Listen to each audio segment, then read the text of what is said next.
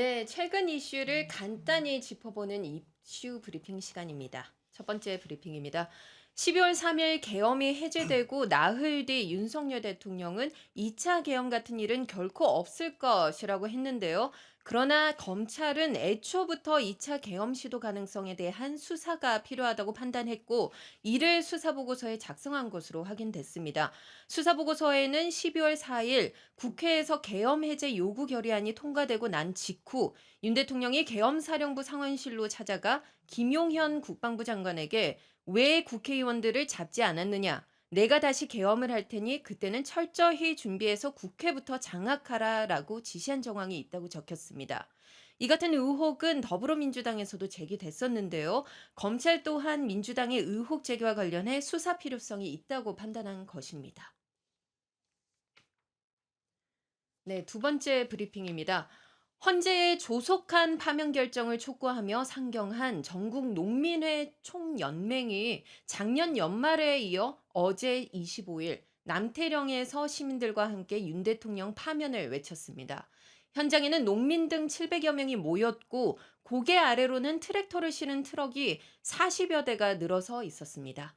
경찰이 트랙터의 서울 진입을 제한하는 집회 제한 통보를 내렸고 법원이 이를 받아들이자 법원의 결정에 반발하며 아예 트랙터를 트럭에 싣고 등장해 경찰과의 대치 상황이 이어진 것입니다. 이들의 집회를 막겠다며 탄핵 반대 측 지지자들까지 몰리면서 긴장감이 고조됐습니다. 경찰이 기동대를 투입해 교통과 안전관리에 만전을 기했지만 양측 집회가 계속되면서 혼란 상황은 밤늦게까지 계속된 것으로 보입니다.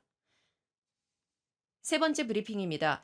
공직선거법상 허위사실 공표 혐의로 기소된 이재명 더불어민주당 대표의 2심 선고가 오늘 열립니다.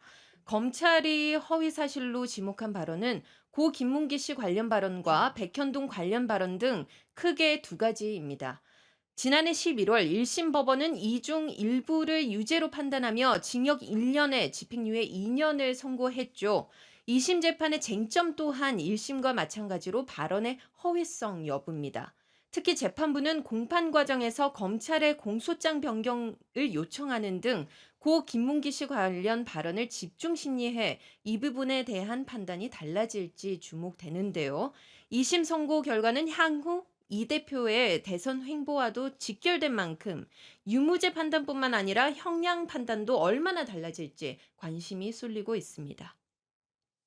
네 번째 브리핑입니다. 서울 도심에서 발생한 대형 땅꺼짐, 일명 싱크홀이라고 하죠. 이 싱크홀에 매몰됐던 오토바이 운전자가 결국 숨진 채 발견됐습니다. 매몰된 이후 17시간 가까운 사투 끝에 유감스러운 소식이 전해진 것인데요.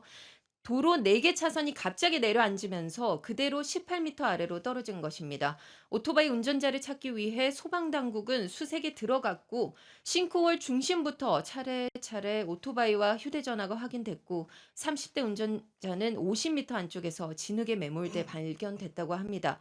서울시는 사고 현장 아래에서 진행된 지하철 9호선 연장 공사와의 연관성을 조사 중인데요. 경찰도 지하철 9호선 공사 과정에 대해 내사에 착수하고 숨진 오토바이 운전자에 대한 부검을 검토하고 있습니다. 네, 이상입니다.